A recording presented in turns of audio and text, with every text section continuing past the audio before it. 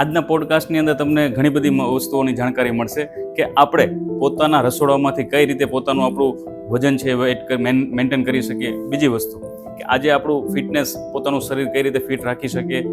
ત્રીજી વસ્તુ કે આજે ઘણી બધી લેડીઝો 90 દિવસની અંદર કઈ રીતે 15 કિલો વેટ લોસ કરી શકે. ચોથી વસ્તુ કે માર્કેટની અંદર આજે ઘણા બધા ટેબ્લેટ અને પાવડર છે તો ખરેખર નુકસાનકારક છે કે સારા છે. અને પાંચમી વસ્તુ એ કે કઈ રીતે આપણે પોતે કયા પ્રકારના ડાયટ ફોલો કરવા જોઈએ જેથી કરીને આપણે પોતાની હેલ્થને આપણે ફિટ રાખી શકીએ. તો આપણે ચર્ચા કરીશું એ વ્યક્તિ સાથે. તો મુલાકાત કરીએ. હેલો મિત્રો, કેમ છો? હું છું સતીશ દેવડિયા. તમારું સ્વાગત છે ગુજ્જુ હેલ્થી પોડકાસ્ટની અંદર, જેની ટેગલાઇન છે સંઘર્ષથી સફળતા. સ્વાસ્થ્ય આપણી સંપત્તિ છે. જો આજે આપણે એનો ખ્યાલ નહીં રાખીએ ને તો આવનારો સમય તૈયાર રહેવું પડશે.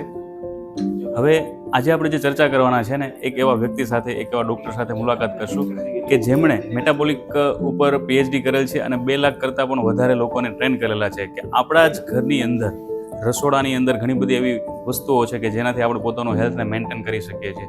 તો આજે ચર્ચાઓ કરીશું એના વિશે કે આપણે કઈ રીતે પોતાનો હેલ્થ છે મેન્ટેન કરી શકીએ, કઈ રીતે પોતાનું સ્વાસ્થ્ય સારું રાખી શકીએ. અને અત્યારના સમયમાં જોઈએ છે કે આપણે લેડીઝો ઘણી બધી પ્રવૃત્તિ કરતા હોય છે વેઇટને લોસ કરવા માટે.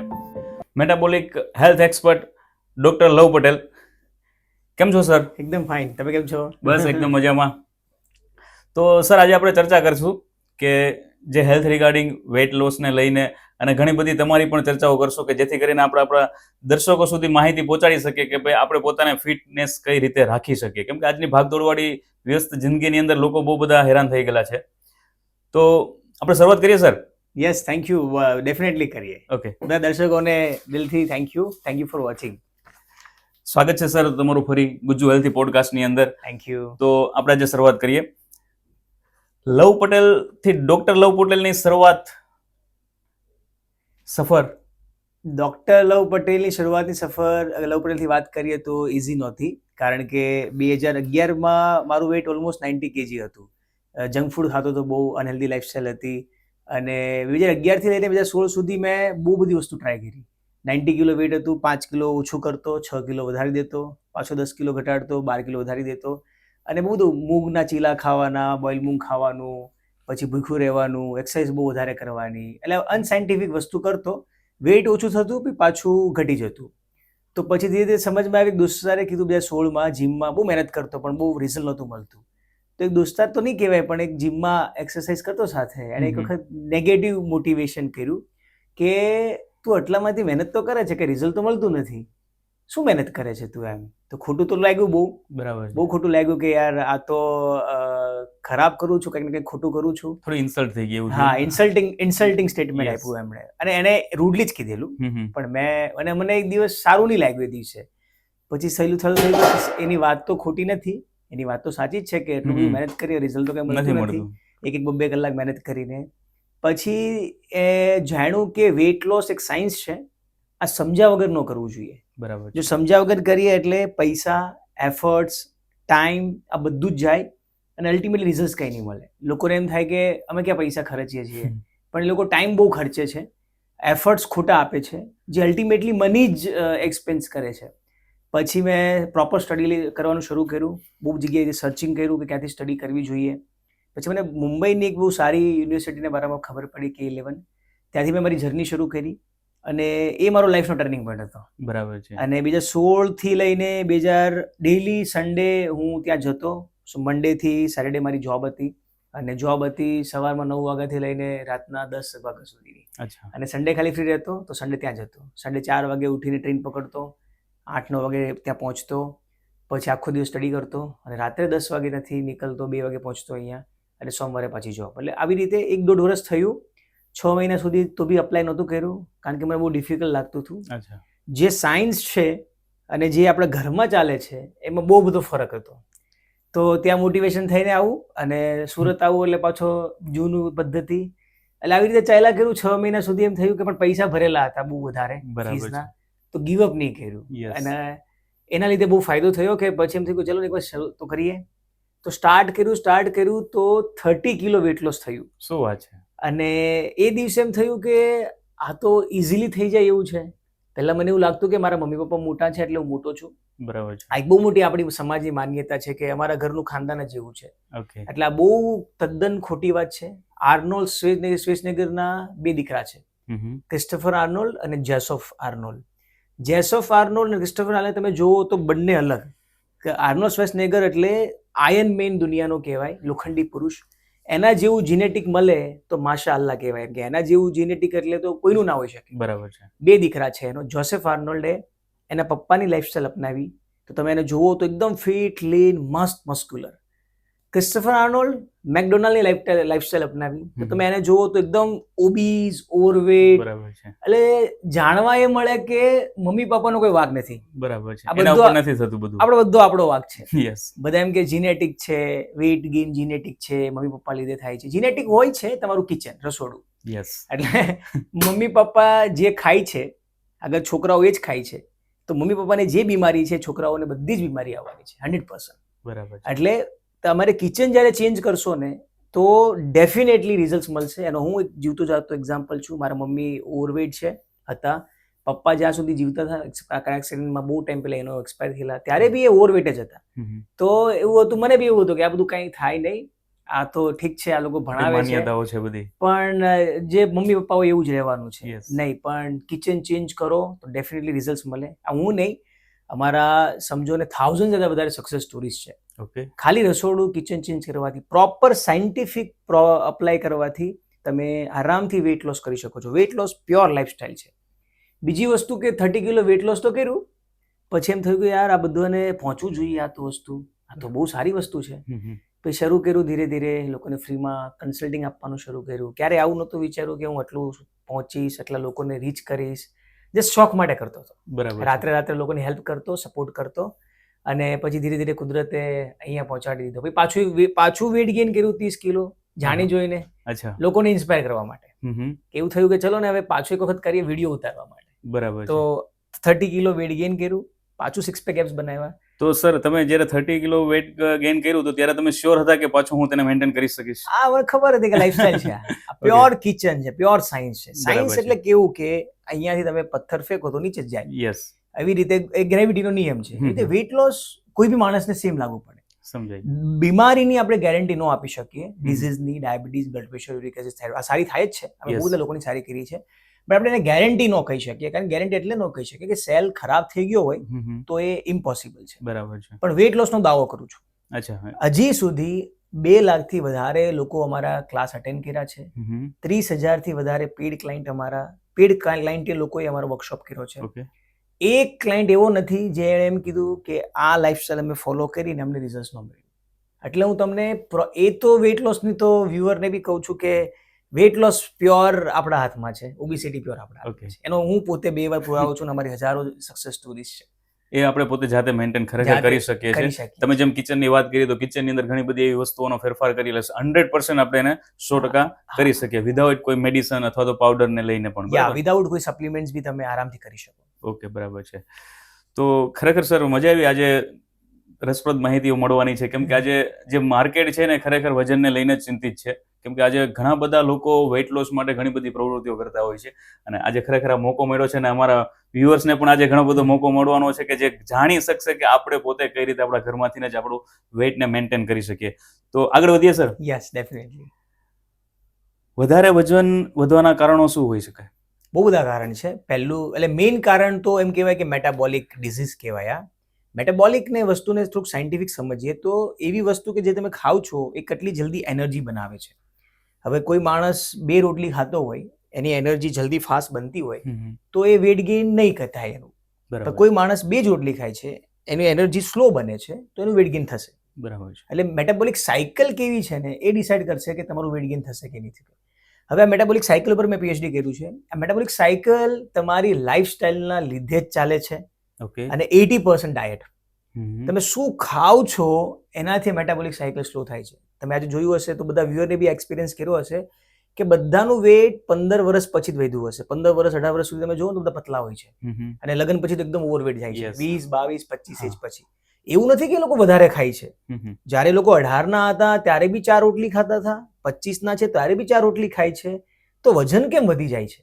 તો એ લોકો એવું વધારે ખાતા નથી, પણ એ દરમિયાન મેટાબોલિક સાયકલ ધીરે ધીરે સ્લો થાય છે, અને મેટાબોલિક સ્લો એમનેમ રાતોરાત નથી થતી. 5 વર્ષ, 10 વર્ષ, 12 વર્ષ લાગે છે આ સ્લો થતા, પણ કોઈને ખબર જ નથી હોતી કે મેટાબોલિક સાયકલ સ્લો થાય છે. બધા કે મારું 100 કિલો વજન થઈ ગયું. અરે તો 100 કિલો અચાનક નથી થતું. પહેલા 500 ગ્રામ વધે, પછી 1 કિલો વધે, પછી 70 થાય, પછી 72 થાય, પછી 76 થાય. તો મેટાબોલિક સાયકલ છે આખી ગેમ. અને મેટાબોલિક સાયકલ 80% ડાયટ, 10% એવું કહી શકાય lack of activities and 10% stress, cortisol હોર્મોન્સના લીધે બી વેટ, બેલી ફેટ વધે, એટલે ઊંઘ ના આવવાના કારણેથી બી વેટ ગેઇન થઈ શકે. પણ આ ત્રણેય લાઈફસ્ટાઈલ છે. લાઈફસ્ટાઈલમાં 3 વસ્તુ આવે: શું જમીએ છીએ, શું એક્સરસાઇઝ કરીએ છીએ, અને કેટલી નીંદ લઈએ છીએ. ગમે એટલું સ્ટ્રેસ હોય માણસને, પણ જો 8 કલાકની પ્રોપર નીંદ લે તો માણસનો કોર્ટિસોલ હોર્મોન્સ ડાઉન થાય, જેનાથી એનું વેટ ગેઇન નહીં થાય. ઓકે, બરાબર છે. તો સર એવું ઘણી વખત સાંભળવા બી મળતું હોય છે કે લેઝીનેસ, જ્યારે આરામ વધારે પડતો થતો હોય, આઈ થિંક તમે જે 8 કલાકની ઊંઘ કીધી છે, તો કદાચ ક્યારે 10-12 કલાકની થતી હોય તો એનાથી પણ વજન વધી શકે. ખરી સાચી વાત છે? નહીં, એનાથી વજન નહીં વધે, પણ એનાથી તમારી આળસ વધી શકે. જો એક વસ્તુ બહુ ક્લિયર છે, જ્યારે મારું એક્સિડન્ટ થયેલું હતું 2020માં, 3 મહિના 4 મહિના હું ઘરે હતો કન્ટિન્યુ બેડ રેસ્ટ પર. મારું લિગામેન્ટ ફાટી ગયેલું હતું, બેક મારું તૂટી ગઈ હતી અને બેકમાં સ્ટ્રેચ હતો. 3-4 મહિના ઘરે સૂતો હતો. મારું 1 કિલો બી વજન નહોતું વધ્યું. શું વાત છે! એટલે અને મને બધા ઘરે આવતા કહેતા કે ગોળ ખાવાનું, દૂધ પીવાનું. અને આ એક બહુ બધી માન્યતા છે. ગોળને બી આપણે બહુ બડાઈ ચડાઈને કહી દીધું છે. ગોળ અને શુગરમાં કંઈ ફરક નથી, 90% બંને સેમ જ છે. અને એટલે માણસ જ્યારે બેડ રેસ્ટ થાય છે, જ્યારે એનું ફ્રેક્ચર થાય છે, તો 4 કિલો વધે છે. એ આરામ કરવાથી નથી વધતું. આરામ તો એ જિંદગીમાં એમનેમ કરે છે, મગરમચ્છની જેમ ઘરે જ હોય છે, નથી એક્સરસાઇઝ કરતો. જ્યારે નોર્મલ લાઈફસ્ટાઈલ હોય ત્યારે બી એક્સરસાઇઝ નથી કરતો. તો જ્યારે સૂતો હોય ત્યારે બી એક્સરસાઇઝ તો કરતો જ નથી. તો એક્સરસાઇઝના લીધે કઈ એવું થોડી છે કે 2 કલાક એક્સરસાઇઝ કરતો હતો અને એક્સિડન્ટ થયું તો એક્સરસાઇઝ બંધ થઈ કે નહીં. એની લાઈફસ્ટાઈલ પહેલે બી સેડેન્ટરી જ હતી. બરાબર. જ્યારે બી લોકોને ફ્રેક્ચર થાય છે, તો વજન કેમ વધે છે? જ્યારે તમે એકલા ઘરે હોવ છો તો તમારું ખાવાનું વધી જાય છે. 2 કલાકે ખાવાનું, અને સ્પેશિયલી કેલ્શિયમ માટે તમે ગુડનો ઉપયોગ કરો છો, ખજૂરનો ઉપયોગ કરો છો, અને એવી બધી આઈસ્ક્રીમ ને ઘરે કોઈને કોઈ આવે કે લાવે, તો એ લાઈફસ્ટાઈલ ખાવાની વજહથી તમારું વજન વધી જાય છે. બરાબર. આરામ કરવાથી વજન નહીં વધે. મેઇન છે 80% ડાયટ. બરાબર છે. તો હરેક જગ્યા પર આ જ વસ્તુ આવે છે ડાયટ. 80% ડાયટ, 10% એક્ટિવિટીના કારણે તમારું મેટાબોલિક સ્લો થાય, અને સ્ટ્રેસના કારણે મેટાબોલિક સ્લો થાય. બરાબર છે. યસ. ઓકે, તો સર વધારે વજન થઈ જાય એનું વિજ્ઞાનની ભાષામાં થોડું જણાવશો? હા, એટલે મેં જેમ કે એક્સપ્લેન કર્યું સાયન્ટિફિક લેંગ્વેજમાં, કે મેટાબોલિક સાયકલ એક એવી વસ્તુ છે કે આપણે લીવર, હરેક સેલ માઇક્રોકોન્ટ્રિયા કહેવાય એને. એટલે લેમેન લેંગ્વેજમાં સમજો તો મેટાબોલિક સાયકલ, હરેક મસલ સેલ્સ અને ફેટ સેલ્સ, આ 2 વસ્તુ બહુ ઇમ્પોર્ટન્ટ છે. મસલ સેલ્સ એટલે આપણને એનર્જી આપે. મારે આમ કરવું છે અહીંયાથી, તો આ મસલ સેલ્સથી કરું છું. આ કરું છું તો મસલ સેલ્સ. મસલ સેલ ખાલી ડોલે સોલે નહીં. મારે આ બી કરવું છે તો મસલ સેલ્સ, ચાલુ તો મસલ સેલ્સ, ઊભો થાવ તો બેકનું મસલ સેલ્સ. આખી બોડી મસલ સેલ્સથી એનર્જી આપે છે. અને ફેટ સેલ્સ એટલે ચરબી, જે એક્સ્ટ્રા એનર્જી, સ્ટોર એનર્જી. બરાબર. તો હરેક મસલ સેલ્સમાં એક એનર્જી સિસ્ટમ છે, માઇક્રોકોન્ટ્રિયા, મેટાબોલિક સાયકલ. જેવું જમીએ છીએ એવી કેટલી જલ્દી એનર્જી બનાવે છે. તમે જોયું હશે કે એક માણસ 8 રોટલી ખાય છે, પતલો છે. એક માણસ ખાલી હવા બી ખાય છે તો વધી જાય છે. એટલે બંનેની મસલ્સની જે એનર્જી બનાવવાની સિસ્ટમ છે એ જમીન આસમાનમાં ફરક છે. બરાબર. તો સાયન્ટિફિક લેંગ્વેજમાં કહીએ તો મેટાબોલિક સાયકલ સ્લો થવાનું કારણ લાઈફસ્ટાઈલ છે. લાઈફસ્ટાઈલથી જો આ સ્લો થઈ, અને આવું ખાલી માણસમાં નહીં, ડોગીમાં બી પોસિબલ છે.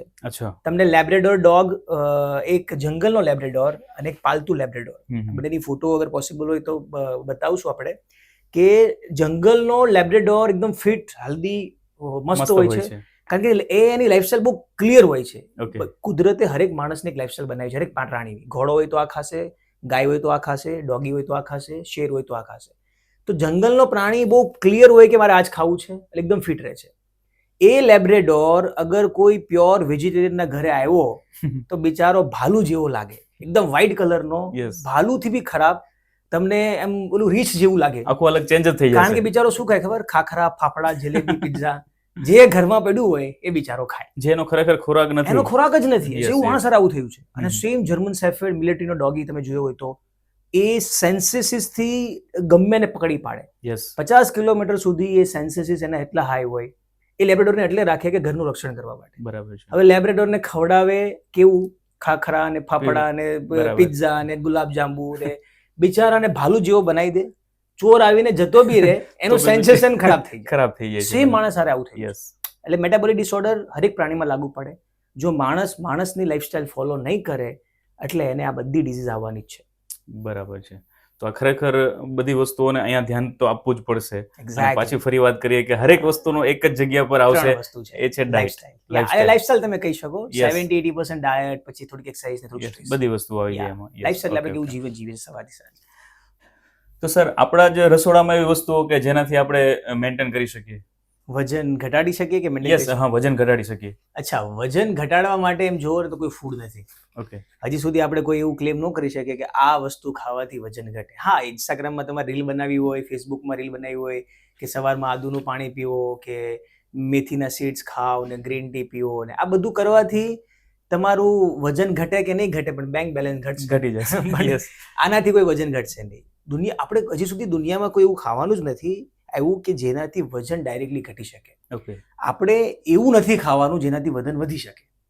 તો વજન વધે કે એનાથી એ આપણે જોવાનું છે. મેટાબોલિક ડિસઓર્ડર બે ટાઈપના ખાવાના હોય. એક આપણા બોડીને નીડ છે અને એક આપણા મનને નીડ છે. પિઝા તો કે આપણા બોડીને નીડ નથી. શુગર તો કે આપણા બોડીને નીડ નથી. શુગર વગર બી માણસ જીવી શકે. શુગર નહીં ખાતો હોય એ માણસ બી 10 વર્ષ શુગર નહીં ખાય તો બી જીવી શકે. અચ્છા. તો 3-4 વસ્તુ એવી છે કે જે આપણે બંધ કરીએ તો વજન ડેફિનેટલી ઘટાડવામાં નજર આવશે. પહેલું તો શુગર બધાને ખબર જ છે. સેકન્ડ, ઘેવું બહુ મોટું કારણ છે અને ઘેવુંથી જ મેંદો બને, એટલે ઘેવું અને મેંદો બધી વસ્તુ. અને ત્રીજું ઓઇલી ફૂડ. બસ આ 3 વસ્તુ કોઈ બી માણસ બંધ કરે એટલે 60% 70% એનું કામ થઈ ગયું. હવે આ ઘરનું હોય કે બહારનું હોય, ઘણા લોકો અમારી પાસે આવે કે અમે તો ઘરનું જ ખાઈએ છીએ અને તોય અમારું વજન વધે વધી છે. જાય છે. તો પૂછીએ શું ખાઈએ? તો કે સવારમાં 3-4 ખાખરા, બપોરે 4-5 રોટલી અને રાત્રે ભાત, એટલે પતી ગયું. બરાબર. પછી બપોરે શુગર ઘરની મીઠાઈ, એ બી ઘરે બનાવી હોમમેડ હોય અને હોમમેડ ઘરના નાસ્તા હોય તળેલા. હવે તમે તળેલી વસ્તુ ઘરે બનાવો છો પણ જે તેલ છે એ તો તમે ઘરે જ નથી બનાવતા ને, એ તો તમે Yes. બહારથી લાવો છો. યસ, 100%. મીઠાઈ, શુગર તમે ઘરે મીઠાઈ બનાવો છો પણ જે ખાંડ તો તમારા ઘરે નથી બની ને, એ તો તમે બહારથી લાવો બહારથી છો. જ લાવવાના છે. exactly. ઘઉં આજની ડેટમાં મેક્સિમમ મેદો, લો ફાઈબર હોય એ તો તમે બહારથી લાવો છો ને. તમે ખાલી ઘરે એસેમ્બલ કર્યું. યસ. આજે તમે ઘરે બનાવ્યું નથી. તમે ખાલી આમાં 4 વસ્તુ આવી મિક્સ કરી અને તમને લાગ્યું મેં હોમમેડ બનાવ્યું. બનાવ્યું છે. પણ ઇન્ગ્રેડિયન્ટ્સ બધા ફેક્ટરીમાં બનેલા છે. યસ. એટલે પેલું ખાલી મનને સાંત્વના આપવા માટે એવું કે ભાઈ અમે તો ઘરે જ બધું ખાઈએ છીએ, પણ એક્ઝેક્ટલી જાય છે તો એ જ બધી કચરો જે આઈ થિંક કહી શકે કે આપણા વજનને પેલું કરી શકે, મેન્ટેન ના કરી શકે. અને આ લોકો બહુ પરેશાન હોય છે કે એ લોકો બહુ કન્ફ્યુઝ પીપલ હોય છે કે એમ કે વજન વધે છે કેમ. એટલે એના સુધી આ વાત જવી બહુ જરૂરી છે કે એને ઇન્ગ્રેડિયન્ટ્સ તમે બહારથી તો લો જ છો ને. ઇન્ગ્રેડિયન્ટ્સ બહારથી આવે એટલે એ બહારનું જ ફૂડ છે, એ હોમ ફૂડ નહીં કહેવાય. હોમ ફૂડ એટલે તમારા ઘરે ઉગ્યું અને તમે ખાધું, એને જ હોમ ફૂડ કહેવાય, જે આજની ડેટમાં ઇમ્પોસિબલ છે. નથી. બરાબર છે, સાચી વાત છે. તો ખરેખર ઘણી બધી સર માહિતીઓ આજે મળે છે. ઘણા બધા પ્રશ્નો એવા હતા કે જે મને બી ખ્યાલ નહોતો, આજે મને બી ઘણી બધી માહિતી મળશે અને આગળ હજી આપણે ચર્ચા કરીશું પછી. તો બીજો એક એવો છે કે વજન ઘટાડવાની જર્ની જ્યારે શરૂ હોય ત્યારે કઈ બાબતનું ખરેખર સર ધ્યાન રાખવું જોઈએ? જો સૌથી પહેલા વજન ઘટાડવાની જર્નીમાં બહુ એટલે મેઇન ડિસિપ્લિન બહુ ઇમ્પોર્ટન્ટ છે, પણ આપણું મનનો સ્વભાવને બી સમજવો જોઈએ. ઓકે. એટલે વજન ઘટાડવા માટે એવું નથી કે તમે 6 મહિના, એટલે આજે કોઈને 20 કિલો ઘટાડવું હોય તો એટલીસ્ટ 6 મહિના લાગે. ઓકે. 10 કિલો માટે એક એવરેજ 10 kg માટે 3 મહિના લાગે. 30 કિલો ઘટાડવું હોય તો 10 મહિના જેવું લાગે એવરેજ, જે અમારા બરાબર ક્લાયન્ટના છે. રિઝલ્ટ છે. અને 10 કિલો કોઈ 2 મહિનામાં બી ઘટાડી દે અગર બહુ સ્ટ્રિક્ટલી કરે તો. તો વજન ઘટાડવા માટે સૌથી ઇમ્પોર્ટન્ટ વસ્તુ એ કહેવાય કે પહેલાં તો તમારે બહુ સાયન્ટિફિક વસ્તુને સમજવાની છે. કોઈનું ડાયરેક્ટ બ્લાઇન્ડલી ફોલો નથી કરવાનું, કારણ કે જ્યારે વજન ઘટાડવું ઇમ્પોર્ટન્ટ નથી, અલ્ટિમેટલી તમારી હેલ્થ ઇમ્પોર્ટન્ટ છે, સારું દેખાવું બી ઇમ્પોર્ટન્ટ છે. વજન ઘટાડીને તમે બીમાર દેખાશો તો કોઈ મતલબ નથી. સૌથી પહેલું તો એક સાયન્સ બેઝ તરીકો અપનાવો. મેં બહુ ભૂલ કરી છે, નહીં કરો. વજન નકર ઘટશે વધશે ઘટશે વધશે, તમે આ જ સર્કલમાં જ ફેરા રહેશો. એટલે હું તો એવું માનું છું કે સૌથી પહેલા વજન ઘટાડવા માટે પહેલા સમજો, અને સમજવું બહુ ઇઝી છે. આ બહુ ઇઝી છે. એક 5-7 કલાક તમે અગર આપો કોઈ સારા વ્યક્તિને તો તમને સમજાવી શકે કે વજન એક્ઝેક્ટલી વધશે કઈ રીતે, ઘટશે કઈ રીતે. આ સમજણ જ્યાં સુધી નહીં આવી ત્યાં સુધી એ શોર્ટકટ્સમાં કોઈનું ડાયટ પ્લાન લીધું, મેં ફોલો કર્યું, ડાયટ પ્લાન ગયું તો હું બી ગયો. અને એટલે ઇન્ડિપેન્ડન્ટ બનવું બહુ જરૂરી છે. સમજણ સૌ, અને આ સ્કૂલમાં શીખવાડવું જોઈએ બેઝિકલી, બટ હવે અનફોર્ચ્યુનેટલી આપણને નથી શીખવાડતા. શીખવાડે બી છે કાર્બ્સ, પ્રોટીન, ફેટનું, પણ આપણે બહુ નાના હોઈએ છીએ. 5મા 6ઠ્ઠા ધોરણમાં આવે છે આજના ડેટમાં, પણ ત્યારે પેલા કઈ ખબર નથી નથી પડતી હોતી. અને બિચારો એ બધું બાષ્પીભવન થઈ જાય છે. Okay, એટલે સૌથી પહેલા સમજણ ઇમ્પોર્ટન્ટ છે આમાં. એટલે સમજીએ વગર જો કોઈ પણ પ્રવૃત્તિ કરશું તો આઈ થિંક એ સાયકલમાં ફરતા રહેશું અને ત્યારે માઇન્ડ બી થાકી જશે, મગજ અને હા. શરીર બંને વસ્તુઓ થાકી જશે કે ભાઈ સાલું ઘણી બધી પ્રયત્ન કરીએ છીએ, મહેનત કરીએ છીએ પણ થતું નથી. એટલે પછી છેલ્લે એ લોકો શું કરશે, છેલ્લે હિંમત હારી જશે કે મારી બોડી જવું છે. યસ, એ બિચારા પોતે સ્વીકારી લેશે. હા, એ લોકો રોંગ નથી, એ લોકોને નોલેજ નથી. એ લોકોને એમ થાય કે મારું બોડી જવું છે, મારું કંઈ નથી થવાનું. એકચ્યુઅલી એ લોકો એમ કે જે લોકો એવું બોલે ને કે મેં બધું જ ટ્રાય કરી લીધું, એ બહુ ખોટી વાત છે. આ વ્યુઅરને બધાને કહું છું, યસ, જો તમે બધું ટ્રાય કરી લીધું હોત ને તો તમારું વજન ઘટવાનું જ છે. ઓકે, કારણ કે સાયન્સ છે. યસ, મેં બી એવું માનતો તમે બધું ટ્રાય કરી લીધું, મારા ટીચરે એવું કીધું હમ. કે તમે આ સાયન્સ તો ટ્રાય જ નથી કર્યું. અચ્છા, આ સાયન્સ તમે ટ્રાય કર્યું હોય તો વજન ઘટવાનું જ છે. તો જે બધું ટ્રાય કર્યું બોલે છે ખોટી વસ્તુ છે. અચ્છા, એટલે 1% તો ત્યાં લોકો બાકી રહી જાય છે અને એનાથી જ જે છે કે એનો પ્લસ પોઈન્ટ છે કે ત્યાંથી તો વજન ઘટી શકે અને ત્યાં જ લોકો અટકી જાય છે. ત્યાં અટકી હા, એટલે ટૂંકમાં કોમ્પ્રોમાઇઝ કરતા હોય છે પણ ખાવાના રિગાર્ડિંગ જે આપણું ફૂડ છે એના રિગાર્ડિંગ એ લોકો કોમ્પ્રોમાઇઝ કરતા હોય જેથી કરીને મેન ધ્યેય સુધી પહોંચતા નથી. એક્ઝેક્ટલી. તો સર આગળ આપણે વાત કરીએ તો સ્ત્રીઓમાં વજન ઘટવાની અને પુરુષોમાં ની જેમ હોય કે અલગ હોય છે? એટલે સ્ત્રીઓમાં બે વસ્તુ એક એબનોર્મલ હોય જે પુરુષોમાં ન હોય. જનરલી સ્ત્રીઓને થાઇરોઇડ્સ વધારે હોય કમ્પેર ટુ મેલ. મેલને બી થાઇરોઇડ્સ આવે, થાઇરોઇડ હોર્મોન્સ વધી જાય, TSH લેવલ. અને ફિમેલને PCOS પ્રોબ્લેમ આવે, રિપ્રોડક્શન સિસ્ટમમાં હોર્મોન્સ ઇમ્બેલેન્સ આવે જે પુરુષોને નહીં આવે. કારણ કે પુરુષની રિપ્રોડક્શન સિસ્ટમ, મેલ અને પુરુષ બંને સેમ છે, ખાલી રિપ્રોડક્શન સિસ્ટમ મેલ અને પુરુષની અલગ છે. ઓકે, તો હોર્મોનલી જોઈએ તો ફિમેલ વધારે ઇમ્બેલેન્સ હોય કમ્પેર ટુ મેલ. અને વેઇટ લોસ એક હોર્મોનલ બીમારી છે, હોર્મોન્સ સાથે કનેક્ટેડ છે. ઓકે, એટલે સ્ત્રીઓને વજન ઘટવામાં કમ્પેર ટુ મેલ બહુ મિનિમલ ડિફરન્સ છે, પણ આને બહુ મોટો કર્યો છે. ઓકે, હવે એક મેલ હોય તો 6 મહિનામાં 12 કિલો વજન, 13-15 કિલો વજન ઘટાડી શકે ફોર એક્ઝામ્પલ. તો એને ફિમેલ સેમ કન્ડિશનમાં કદાચ 11 કિલો ઘટાડે. તો એકાદ કિલોનો ફરક પડે, બહુ વધારે ડિફરન્સ નથી, આ બહુ માઇનોર છે સાયન્સની ભાષામાં. બીજું કે થાઇરોઇડ્સમાં બી વજન ઘટે, PCOSમાં બી વજન ઘટે, મેનોપોઝ પીરિયડ દરમિયાન બી વજન ઘટે, 80 વર્ષની ઉપરની ફિમેલ હોય એનો બી વજન ઘટે. એટલે વજન તો ઘટશે જ. એવું કોઈ માનતું હોય કે મને થાઇરોઇડ છે, મને PCOS છે, તો એ તદ્દન ખોટી વાત છે. અને એના હું કોઈ મોટિવેશન નથી આપતો આ પ્રોગ્રામમાં.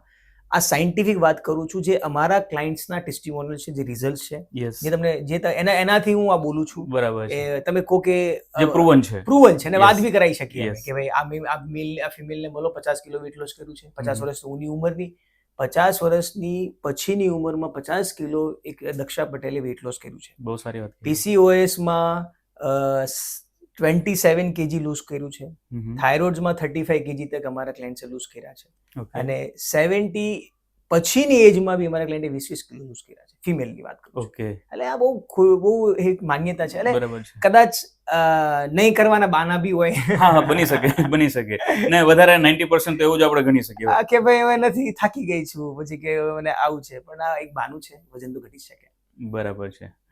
તો આઈ થિંક આપણે એમાં જે જોઈએ કે પુરુષ અને મહિલા તો બંનેમાં ટૂંકમાં કઈ રીતનું મેન્ટેન હોવું જોઈએ કે આઈ થિંક એમનો 10 કિલો છે તો લેડીઝનો 5 કિલો છે તો એ ખરેખર એક સરખું સમાન ગણાય એમ. એટલો ડિફરન્સ કયો હોવો જોઈએ? ને એટલો બધો ડિફરન્સ નહીં હોય. ઓકે, અગર હું તમને જસ્ટ 3 મહિનામાં એક મેલ 10 kg તક વેટ લોસ કરી શકે યસ, તો એક ફિમેલ 9 કિલો તક તો કરી જ શકે. અચ્છા, એટલો બહુ માઇનોર 10% નો ડિફરન્સ છે, બહુ વધારે ડિફરન્સ નથી. અને ફિમેલ કમ્પેર ટુ મેલ વધારે ઓવરવેટ છે ઇન્ડિયામાં. એનું કારણ છે કે ફિમેલ કિચનથી કનેક્ટેડ છે. ઇન્ડિયાની વાત કરીએ યસ, તો કિચનમાં એવું થાય છે કે 2-2 કલાકે ખાવાનું એ લોકોનું થઈ જાય છે, જે વર્સ્ટ છે મેટાબોલિક ડિસઓર્ડર સાયકલ માટે. અને પુરુષ મેલ જનરલી ઓફિસે હોય છે તો એને ખાવાનું યાદ આવતું નથી. એટલે જે હું તમને વારે કહું છું, જે ડાયટ, Yes. ન્યુટ્રિશન, હેલ્થ, એટલે ફિમેલ ઘરે વધારે જમે છે અને એના કારણે ફિમેલ ઓવરવેટ વધારે છે. બાકી કોઈ એવો ડિફરન્સ નથી.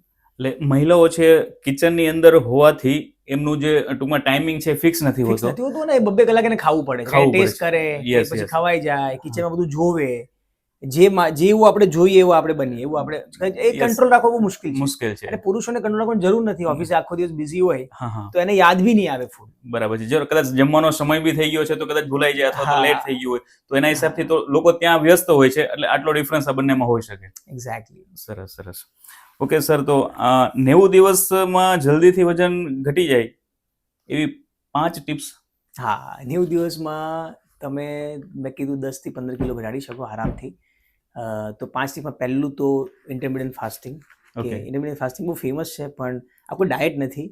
આ એક રૂટીનમાં હોવું જોઈએ કે તમે દિવસમાં 2 થી 3 વાર જમો, બહુ વધારે વાર નહીં જમો. કારણ કે માણસ હ્યુમન કુદરતે ડિઝાઇન કરેલું છે કે આપણે પહેલાં બી આપણે એન્ચેસ્ટર જુઓ તો એ લોકો શિકાર કરતા હતા, જમતા હતા, પછી બોડીને આરામ આપતા હતા. Okay. માણસની 4 લાઈફસ્ટાઈલ હતી પહેલેથી: eat, fast, move and rest. Sorry, એવું બોલી શકાય: move, eat, fast and rest. આ 4 પેટર્ન હતી આપણી, જે આજે ખોવાઈ ગઈ છે. બરાબર મૂવ એટલે સૌથી પહેલા આપણે શિકાર કરવા માટે એક્સરસાઇઝ કરતા હતા. આપણે એમને ખાવાનું મળતું નહીં મળતું આપણને, નહીં હતું. આપણે બહુ એફર્ટ કરવા પડતા હતા, મૂવ થતી હતી બોડી. સેકન્ડ, પછી આપણે જમતા હતા અને પછી આપણે 24 કલાક, આપણે 36 કલાકનો બ્રેક આપતા હતા. પહેલા તો બહુ વધારે બ્રેક આપતા કારણ કે ઇઝીલી અવેલેબલ નહોતું. બરાબર છે. ઇન એક્સિડેન્ટલી ફાસ્ટિંગ થતું હતું. આપણે 2 કલાકે શિકાર નહોતા કરતા, પછી ફાસ્ટ થતું અને પછી રેસ્ટ કરતા હતા. એટલે Okay. આ 4માંથી આજે કોઈ કરતું નથી. નથી. હવે ગાય ભેંસ પાસેથી આપણે કંઈક શીખા કે નહીં શીખા, એક વસ્તુ જરૂર શીખા: ચપ ચપ ચપ ચપ ખાતું રહેવાનું. તો એ ગાય ભેંસનું પેટર્ન છે. યસ. કુદરતે ડિઝાઇન કર્યું છે કે ગાય ભેંસ છે તો જ્યારે સૂવે ત્યારે જ ખાવાનું નહીં ખાય. પણ માણસ છે, શેર છે, શેર તમે જો 24 કલાકમાં એકવાર ખાય. યસ. આપણે કારણ કે એક કાર્નિવર પ્રાણી છે, હમ. આપણે ઓમ્નિવર પ્રાણી છીએ, અને ગાય ભેંસ હર્બીવર પ્રાણી છે. હર્બીવર પ્રાણી એટલે એવા પ્રાણી કે જે પ્યોર વેજીટેરિયન જ ખાશે. ઓકે. એને તમે નોનવેજ આપશો તો મરી બી જશે, કારણ કે ડાયજેસ્ટ સિસ્ટમ અલાઉ નથી કરતું. બરાબર છે. કાર્નિવર પ્રાણીને તમે ઘાસપૂસ આપશો તો મરી જશે. હમ. જેમ જે સિંહ છે, મગરમચ્છ છે, બરાબર. ઘુવડ છે, આ બધા મરી જશે અગર તમે એને ઘાસપૂસ ને રોટલી શાક આપશો તો. એની સિસ્ટમ જ હા, નથી. એ સિસ્ટમ કુદરતે ડિઝાઇન કર્યું Yes, છે, yes. આપણે કંઈ નહીં કરી શકીએ. નહીં અને શકીએ. આપણી ડિઝાઇન, આપણે ઓમ્નિવર પ્રાણી છે. માણસ, વાંદરો, ડોગી, પછી સસલું, આ બધા પ્રાણી એવા છે. બંદર, સોરી, આપણે પેલું નહીં, સસલું નહીં, બંદર, મંકી. મંકી, આ બધા પ્રાણી એવા છે કે જે બંને ખાઈ શકે, વેજ નોનવેજ. તમે જો ને, ખચર પચર બંને ખાય એ લોકો. બરાબર છે. તો આ ખચર પચરના ચક્કરમાં આપણે ગાય ભેંસની જેમ 1.5 કલાકે 2 કલાકે જે ખાવા મળ્યા, આ સૌથી વર્સ્ટ થયું. અને આ મેટાબોલિક ડિસઓર્ડરને આરામ નહીં મળ્યો. કાં તો બોડી જે ખાવો છો એને ડાયજેસ્ટ કરે, કાં તો બોડી જૂના ફેટથી જીવે, હિલિંગ કરે બોડી. યસ. તો હિલિંગ કરવાનું તો આપણે બંધ કરી દીધું, તો ફેટ લોસ તો થવાનું જ નથી. તો પહેલી હેબિટ, અગર જલ્દી વેઇટ લોસ, ફેટ લોસ કરવું હોય અને હેલ્ધી વેથી કરવું હોય, તો દિવસમાં પહેલા તો 2 વાર ખાઓ અથવા તો 3 વાર. બરાબર. રાત્રે 8 વાગે જમાવો, તો બીજા દિવસે સવારે સીધું 12 વાગે 16 કલાકનું કે 14 કલાકનું એટલીસ્ટ ફાસ્ટિંગ કરો. ફાસ્ટિંગનો મતલબ ભૂખ્યું રહેવાનું નથી. ઓકે. સિસ્ટમેટિકલી ખાઓ, પાણી વધારે પીવો, લેમન ટી પીવો, ગ્રીન ટી પીવો, લેમન વોટર વિથ સોલ્ટ લઈ લો, ફુદીનો લઈ લો સાથે, એવું કંઈ લઈ લો જેનાથી તમારી એનર્જી બની રહે, વિટામિન સી લઈ શકો. તો 14 થી 16 કલાકનું ફાસ્ટિંગ કરો, પછી 2 વાર ખાઓ. અને આ પહેલી હેબિટ્સ. સેકન્ડ હેબિટ્સ કે આ 3 દુશ્મનને બંધ કરવા પડશે: શુગર, ગેહું અને તળેલી વસ્તુ. આ 3 વસ્તુને કમ્પ્લીટલી બંધ કરવા પડશે. ચોથી વસ્તુ કે હાઈ ફાઈબર, લો કાર્બ્સ ખાવાનું ખાઓ. મતલબ જે કાર્બોહાઈડ્રેટ બિલકુલ બી ખરાબ નથી, પણ પહેલા આપણે 5 રોટલી ખાતા હતા, તો એની સામે આપણે કાર્બોહાઈડ્રેટ એનર્જી આપતી હતી રોટલી. યસ. તો પહેલા આપણે એટલી એનર્જી આપણી જલન થઈ જતી હતી, એટલી એનર્જી આપણે બંધ થઈ જતી હતી, જેનાથી એક્સરસાઇઝ કરતા હતા આપણે. હવે આપણે ખાવાનું મમ્મી પપ્પાનું રાખ્યું, પણ એક્સરસાઇઝ બંધ કરી બંધ કરી દીધી છે. તો એટલે ત્રીજું કામ કે કાર્બોહાઈડ્રેટ ઓછું ખાવું, જેમાં રોટલી, ભાત, જુવાર, રાગી એ બી ઓછું ખાવું. 40% વેજીટેબલ સેલેડ્સ, પછી હાઈ પ્રોટીન, પનીર, દહીં, છાશ, એગ્સ, અગર કોઈ લોકો નોનવેજનું હોય તો, પછી હેલ્ધી ફેટ્સ, બદામ, અખરોટ, અને છેલ્લે દાળ, કઠોળ બી રહી શકો, અને છેલ્લે પછી છાશ ને એવું લઈ શકો. અને રોટલી, રાઈસ, જોવાની રોટલી એવું લેવું હોય તો બહુ ઓછું. આ ત્રીજી ટિપ્સ. ચોથી ટિપ્સ: અઠવાડિયામાં 4 કલાક એક્સરસાઇઝ કરો. અઠવાડિયામાં 4 કલાક. જેની પાસે જો અઠવાડિયામાં 4 કલાક એક્સરસાઇઝનો ટાઈમ નથી, એને ટાઈમનો ઇશ્યુ નથી, એને ટાઈમ મેનેજમેન્ટનો ઇશ્યુ છે. એટલે ડેલી 1 કલાક એક્સરસાઇઝ કરો, તો મંડે થી થર્સડે કરો, 3 દિવસ આરામ લઈ લો, ચાલશે. બસ 1 કલાક એક્સરસાઇઝ કરો. અને 5મી હેબિટ્સ, 7 થી 8 કલાકની ઊંઘ રાખો. બસ આટલું જ કરો ને, તો આરામથી તમારું 90 દિવસમાં ઘણો બધો ફરક પડે. 90-80% આવી ગયો. બરાબર છે. તો સર, તમે જે આ બધી વાત કરી છે, હવે એની અંદર ઘણા બધા એવા બી હોઈ શકે કે જમવાની વાત આવે ને, જ્યારે આપણે ચર્ચા કરીને કે તમારે થોડું આ તો મેન્ટેન કરવું જ પડશે, આ થોડું તમારે ઓછું કરવું પડશે, તો એના માટે બહુ તકલીફવાળું હોય છે. તો ખરેખર જમવા માટેનો એમાં આપણા જે 3 સમય છે, સવાર, બપોર અને સાંજ, તો એમાંથી કયો બેસ્ટ સમય છે કે તમે એ સમયે ખરેખર બધું ખાઈ શકો તો પણ તમે હેલ્થી રહી શકો? એટલે આ બહુ મોટા રિસર્ચ છે આની ઉપર. Yes. બહુ વધારે રિસર્ચ છે કે રાત્રે જમવું કે સવારમાં જમવું. કારણ કે બહુ બધી કમ્યુનિટી એવી છે જે દિવસમાં ફાસ્ટ કરાવે છે, બહુ બધી કમ્યુનિટી એવી છે રાત્રે ફાસ્ટ કરાવે છે. યસ. અને આ બહુ પ્રૂવન છે કે કોઈ સાચું નથી, કોઈ ખોટું નથી. બધાની મેટાબોલિક સાયકલ અલગ હોય છે. ઓકે. આપણે ડિસાઈડ કરવાનું કે મને રાત્રે વધારે ભૂખ લાગે છે કે સવારમાં ભૂખ લાગે છે. હવે જેમ કે હું માણસ છું તો મને રાત્રે વધારે ખાવાનું હેલ્ધી જોઈએ. ઘણા મારા પાર્ટનર એવા છે કે જેને સવારમાં વધારે ખાવા જોઈએ, બરાબર. તો આ બંનેમાં બહુ ફરક છે. માણસ બંને અલગ છે અને બંનેની મેટાબોલિક સાયકલ અલગ છે. તો તમને એવું લાગે કે મને સવારમાં વધારે ભૂખ લાગે છે તો તમે સવારમાં વધારે ખાઓ. અમુક લોકો અમારા ક્લાયન્ટ એવા છે કે જે 4-5 વાગ્યા પછી સાંજના પછી જમતા જ નથી, સીધા સવારમાં 8 વાગે જમે, એટલે આરામથી 14-16 કલાકનું ફાસ્ટિંગ કરે. અમુક લોકો એવા છે કે જે રાતે 10 વાગે જમે પછી ડાયરેક્ટ બપોરે 2 વાગે જમે. હજુ મારી વાત કરું તો મારા બધા સેશન રાત્રે હોય છે. 11-12 વાગે હું જમું રાત્રે. રાત્રે અને પછી સવારમાં ઉઠીને પછી જીમ જાઉં, એ કરું, પછી ડાયરેક્ટ બપોરે 2 વાગે જમું છું. તો હું રાત્રે જમું છું કારણ કે મારી રૂટીન એવું છે, મારું કામ એવું છે. એટલે તમને જે સૂટ લાગે એ કરો, તમારી બોડીને સમજી લેવાની અને કોઈ બંધવાણીમાં નથી રહેવાનું. ક્યારેક સવારે બહુ ભૂખ લાગે તો સવારે વધારે ખાઈ લો, તો રાત્રે સ્કીપ કરો. પણ મોર્નિંગનું અથવા તો નાઇટનું એમાંથી સ્કીપ કરવું પડશે. તો તમે આરામથી 16 કલાકનું 14 કલાકનું ફાસ્ટિંગ કરી શકો. ઘણા ક્લાયન્ટ એવા છે અમારા કે જો બિઝી પ્રોફેશનલ છે, જે લોકો કોર્પોરેટમાં બી કામ કરે છે, તો એને બે જ ટાઈમ એ લોકો જમે છે. સવારમાં 9 વાગે જમે, પછી સીધું સાંજે 7 વાગે જમે. આખો દિવસ કંઈ જમતા નથી. એટલે તમે તમારો રૂટીનને સમજો અને એવી રીતે કરો તો તમે લોંગ ટર્મ કરી શકશો. બરાબર છે. બાકી કોઈ હું કહું કે આજ કરો, એ તમારી લાઈફસ્ટાઈલ અલગ છે, મારી લાઈફસ્ટાઈલ અલગ છે, બધાની ડિફરન્ટ છે. એક શૂઝ બધાને ફિટ આવવાનું નથી. હા, યસ એક્ઝેક્ટલી. તો ઘણા બધા લોકો એવી બી માન્યતા હોય છે બધાને કે સાંજનું જે જમવાનું છે ને ખરેખર સ્કીપ કરીએ તો વધારે બેટર છે. બેટર એ માટે છે કે રાતે પછી વર્ક હોતું નથી. આઈ થિંક જમીને ઘણા બધા લોકોની આદત હોય છે, ઓલમોસ્ટ ઘણા બધા લોકોની 90% આદત એવી હોય છે કે બેડ ઉપર અથવા તો સોફા ઉપર બેસી જાય અથવા તો ટીવી છે કે અથવા તો મોબાઈલ યુઝ કરતા હોય છે અને રાતે પછી 2-3 કલાકની પછી ઊંઘવાની આદત હોય છે. તો વર્ક કાંઈ હોતું નથી અને ભરપેટ ભોજન લેવાય છે, તો એનાથી કદાચ ઓબેસિટી વધી જાય. આ સાચી વાત છે કે? બિલકુલ ખોટી વાત છે. ઓકે. બહુ ખોટી વાત છે. આજે હું વર્ષોથી બહુ બધું જમીને જ તે સૂવું છું. આજે તમે સમજો સેશન લેવાનું ઓલમોસ્ટ 7-8 વર્ષથી આ ફિલ્ડમાં કામ કરું છું. રાત્રે હેવી ખાઈને જ સૂવું છું. પણ તમે શું ખાવ છો એ ડિપેન્ડ કરે છે. આ 24 અવર્સ આપણા બહુ ઇમ્પોર્ટન્ટ છે. આખી લાઈફસ્ટાઈલ 24 અવર્સ. તમે શું જમો છો ને ઇમ્પોર્ટન્ટ છે. તમે જમીને સૂઈ જાઓ ને તો કોઈ એક મજદૂર બી જમીને સૂઈ જાય છે, ક્યારે પતલો તો બી એક ઓબેસિટી નથી હોતી, અને એ જમીને જ સૂવે છે, આખો દિવસ મહેનત કરે છે અને ફૂલ ભરપેટ ખાય છે અને સૂઈ જાય છે. પણ એટલે એવું બિલકુલ બી નથી કે જમીને સૂવાથી. હા, પણ તમે શું ખાવ છો? આજે તમે હાઈ કાર્બોહાઈડ્રેટ વાળું ફૂડ ખાઈને સૂઈ જાઓ છો તો મોટા ઓબેસિટી આવવાની જ છે. અને હા, તમે પિઝા ખાવ છો 5 વાગે અને તમે 10 વાગે સૂવો છો તો બી મોટાપો આવવાનો છે. તમે ભૂખા પેટે સૂવો છો પણ તમે બપોરે 4-5 વાગે જંક ફૂડ ખાધું, એટલે તમે આખા દિવસમાં શું ખાવ છો ને ઇમ્પોર્ટન્ટ છે. રાત્રે શું ખાવ છો ઇમ્પોર્ટન્ટ નથી. રાત્રે અમુક ફૂડ નહીં ખાવા જોઈએ ડાયજેસ્ટ માટે. દહીં નહીં ખાવું જોઈએ, બ્લેક કોફી નહીં, કેફીન નહીં લેવું જોઈએ, ખાટું વસ્તુ નહીં ખાવું જોઈએ જે તમારા ડાયજેસ્ટ સિસ્ટમને નુકસાન કરે. બરાબર છે.